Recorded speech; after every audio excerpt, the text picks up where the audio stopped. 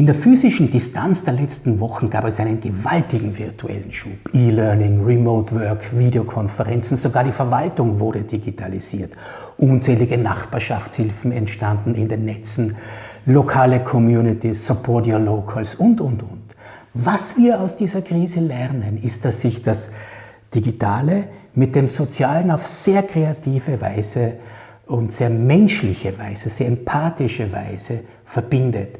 Da bietet eine Turnlehrerin beispielsweise behinderten Kindern kostenlos über Videostreaming einen Turnunterricht an. Dort in Berlin beim großen Mega-Hackathon haben zigtausende junge Leute sehr kreativ, sehr praktikable Alltagslösungen für Probleme der Bürger in dieser Corona-Krise entwickelt. Also ein Spirit der Solidarität macht sich breit. Kleine lokale Mikrokosmen entstehen, natürlich vorerst noch in den digitalen Netzen, aber die werden sich nach überstandener Pandemie selbstverständlich auch in die analogen Räume hin ausdehnen.